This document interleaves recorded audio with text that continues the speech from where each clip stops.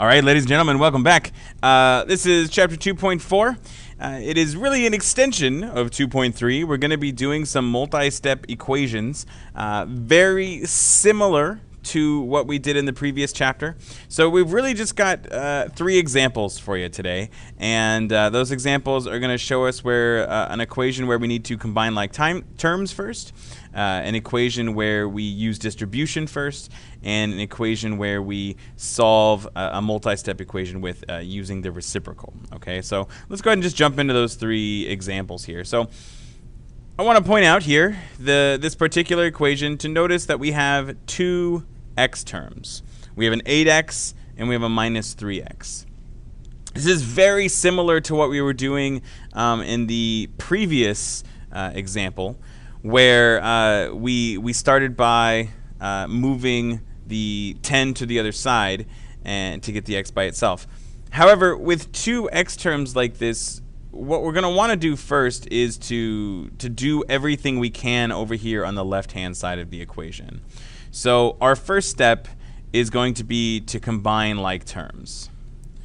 Because we have more than one x term over here on the left-hand side, we're just going to combine them. 8x minus 3x is 5x, and that's minus 10 equals 20. Notice that because I was working with just one side of the equation, I didn't do what we were doing last time where it's undoing, doing the opposite. I was combining like terms. I was simplifying, which is different. So I was working with one side of the equation, so I simply did the operations.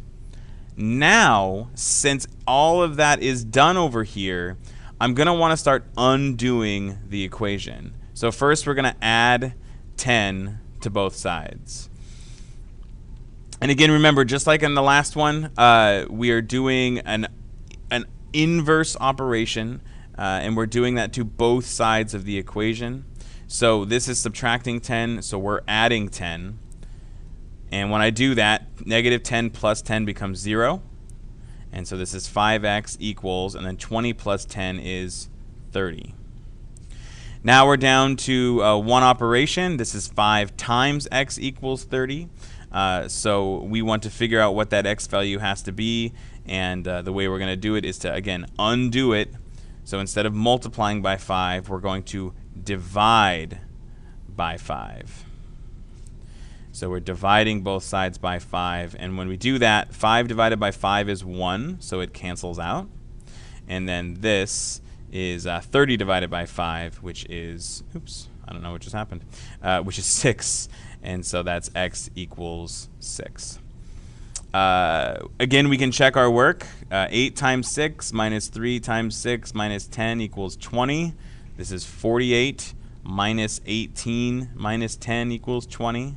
And that does indeed equal 20 on both sides. So I know that 6 is the correct answer because it made a true statement when I plugged it in.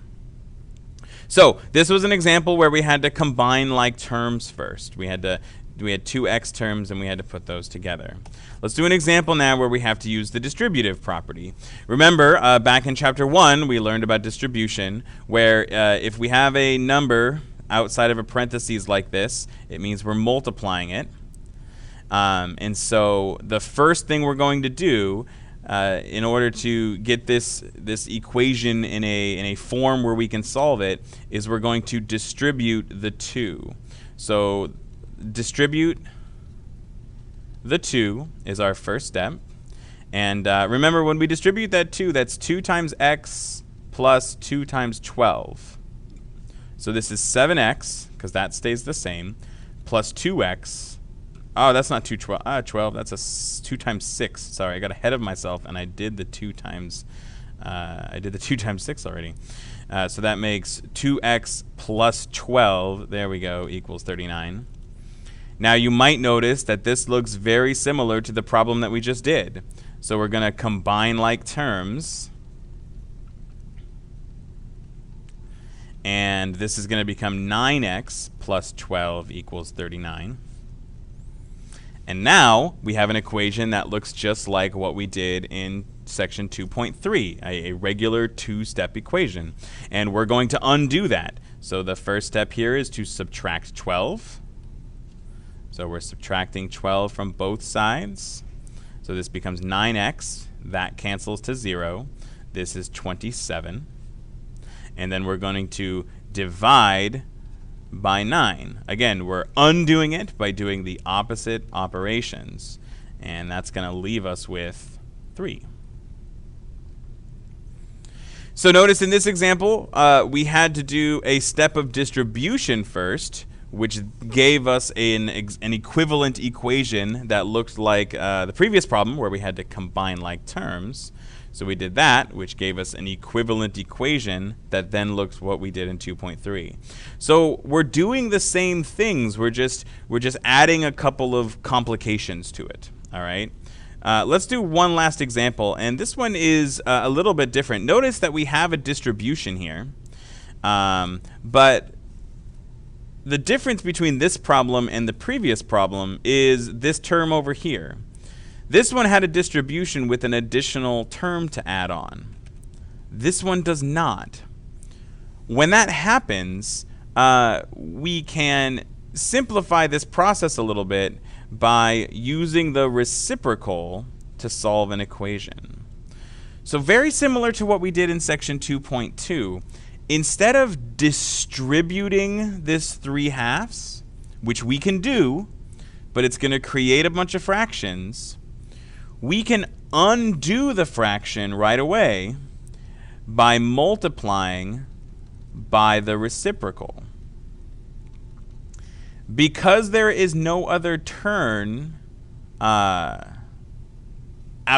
of this being added or subtracted, I can use the first step of this equation to multiply by 2/3.